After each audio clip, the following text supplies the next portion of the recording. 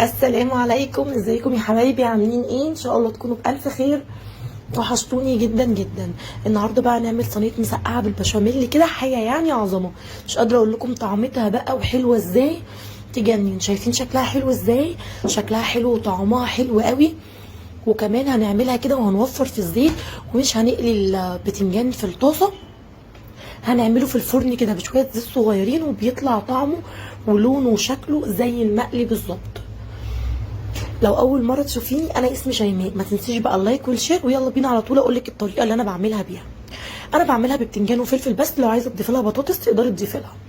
بغسل البتنجان كده وهو سليم، وبعدين بقطعه.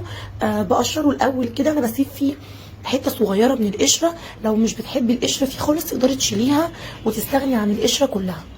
وبعدين بقطعه شرايح كده، مش تخينه قوي ومش رفيعه، بالشكل اللي انتوا شايفينه ده. وبقطع كمان الفلفل كده، قطعيه بقى صوابع طويله، قطعيه حلقات. قطعي بس كميه فلفل. الفلفل على فكره الكبير دوت مش حامي، كان طعمه كويس. مش حراق خالص. تقدري كمان تضيفي لها فلفل احمر، بتبقى حلوه قوي.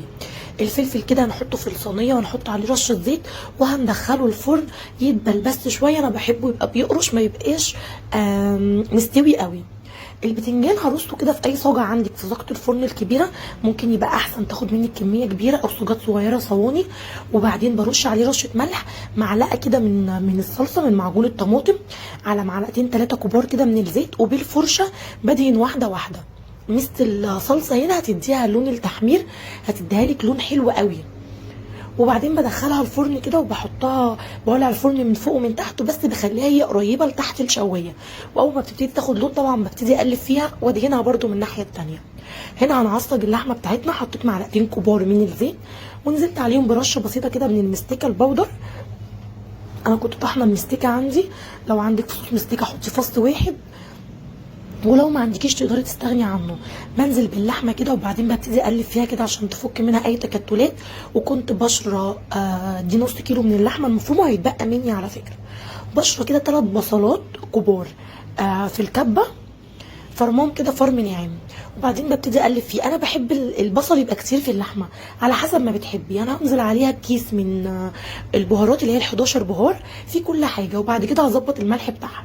لو ما عندكيش هتنزلي بملح وفلفل اسود، ورشه كده من ال7 بهارات او بهارات اللحمه.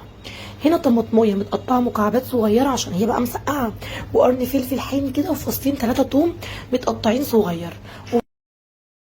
وطبعا نكون بقى ظبطنا الملح بتاعنا. انا نزلت كده بمعلقه تاني، نص معلقه تاني صغيره، وبعدين ركنتها بقى على جنب. هنا بقى هنحط في حله تانيه هنعمل صوص البشاميل. انا كنت حاطه كده 4 معالق كبار من الزيت، ونزلت عليهم ب3 معالق كبار كده من الدقيق. اول ما يبتدي يتحمر كده معايا، بس كده يبتدي يتقلب كده وياخد لون،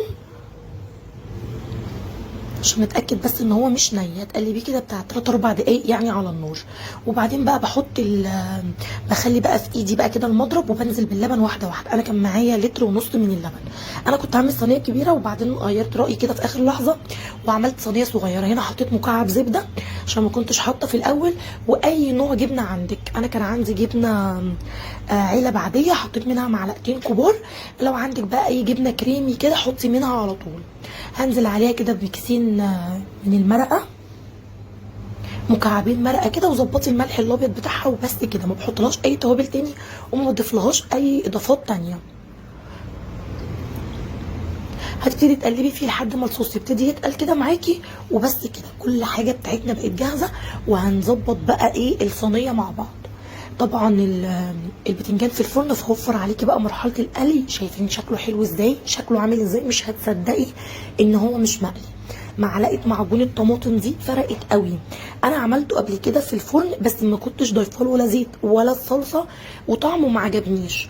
بس لما ظبطت معاه كده معلقتين الزيت مع معلقه الصلصه دي مع رشه الملح، بصراحه اداني لون وطعم حلو قوي. وابتدي ارص بقى كده طبقات من البتنجان والفلفل، وعليهم شويه كده من صوص البشاميل. وكمان ينزل بقى باللحمه. انا الطاجن ده صغير، فاتبقى معايا كمان نص كميه اللحمه ونص كميه صوص البشاميل، يعني ما خلصتوش كله، هبقى اعمل بيه وصفه تانية. احط بقى الفلفل، كنت حاطه عليه رشه بسيطه من الشطه لان لقيت الفلفل مش حراق خالص. وابتديت ارص بقى اخر طبقه كده من البتنجان، ونزلت عليها بصوص البشاميل اللي يجنن. شايفين اصلا كريمي ازاي؟ طعمه تحفه. مكعب زبده صغير بقطعه كده وببتدي احطه فوق الوش وبدخلها الفرن. اول ما بتاخد لون طبعا بنبتدي نطلعها. كان عندي حته جبنه صغيره موتزاريلا حطيتها، ما عندكيش ما تحطيش. دخلتها الفرن، قعدت معايا ربع ساعه بس في الفرن قبل ما اخدت لون يجنن. شايفين بقى هنا لونها حلو ازاي؟ تحفه. عايزه اقول لكم وانا بعملها صحابي كلهم جم وبنت خالتي وكلنا منها، وبصراحه كانت حلوه قوي. انا طبعا بقى هنا مش عايزه خلاص افتحها، عايزه اطلعها كده. حضرت جنبها شويه سلطه خضراء وشويه مخلل وعيش وشيبسي. بس بصي بقى كريم ازاي، تحفه. الفلفل عشان احنا مش قالينه، وكمان لما دخلناه الفرن ما استناهوش يستوي قوي، فلونه حلو كده وكان بيقطم كده يعني مش مهري. تحفه. حطيت جنبها شويه شيبسي كده وشويه سلطه ومخلل، وبصراحه تجنن. لو لسه بتشوفيني لحد دلوقتي لايك وشير للفيديو. لو مش مشتركه في قناتي انا هستناكي تشتركي في القناه وتفعلي جرس التنبيه. وباي باي.